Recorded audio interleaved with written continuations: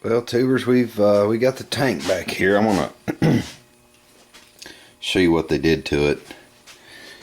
They took the acid, and I don't know how well you can see, but they put this, after they used the acid on it to eat all the old garbage out, they lined it with, it's a plastic type stuff, maybe epoxy, whatever on that. Not sure what the material is, but it keeps it from doing all that that rusting in there again. And hopefully we've got a good tank now. I've got to you remember I showed you on the removal where it had a rubber 90 here that came off. I've got to get, those aren't readily available. I'm gonna have to give me some kind of 90 on here to go to my overflow, and I got to get the sender back in it, get the sending unit put back in it, and then we're gonna start the install with this. So I'm gonna go look and see what I've got to take care of the 90 here. I'm getting ready to stick the tank in here. What I got to do first is I made sure that my electrical wire was routed over top of the tank, and I need to stick this. There's a little indentation in the tank here where it's supposed to go. I went ahead and plugged it onto the sending unit.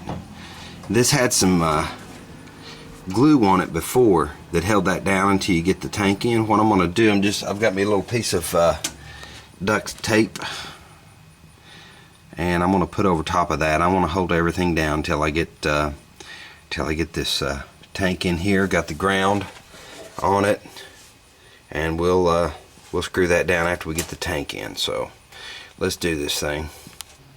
Just about there now. I got the tank in, the electrical work done. I've got the vent lines hooked up. All I've got to do is the overflow tube. This side obviously goes back, I don't know if you can see it here, but on the lower part of the filler neck. And I know it's really not exactly the way we want to do things. I don't like having to do things like this, but the rubber piece, the rubber 90 that went here, I'm going to have to use a piece of copper. This is just house copper, and I've got some of the JB Weld putty that I'm going to have to seal it off with. The piece wasn't readily available, so I'm just having to do with what I have to do with. I'm going to get that hooked up, get the inspection cover back on it, and then, Lord willing, we're going to get the engine in it. I'm going to show you the engine. This is the one I've had so much trouble with with the pressure plate not fitting, and then the end play. I had to get had to work with the end play, and Fat Performance helped me out with that. But we're going to try to get this engine stuck in the van. I can start driving my van again. The Beetle's fine, but I really miss my van. I'm definitely a bus guy, so we're going to see if we can get this all wrapped up and get the old girl running. We got the motor in, guys. I scratched it up a little bit, but that's no big deal. I'll have to get some touch-up paint and take care of that. I've still got to get my support, my rear engine support.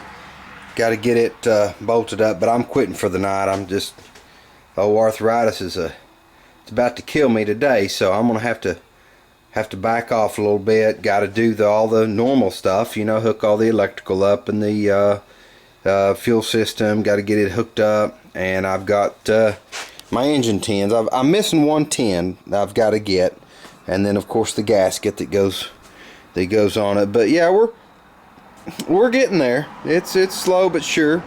We're gonna get it going here, and Lord willing, hopefully. I really like tomorrow I'd love to have this thing fired up. I'm gonna leave the jack under the engine overnight, like I say, until I get the rear engine support bolted up. But that's it for the day. We're gonna call it quits and go hang out with the family a little bit.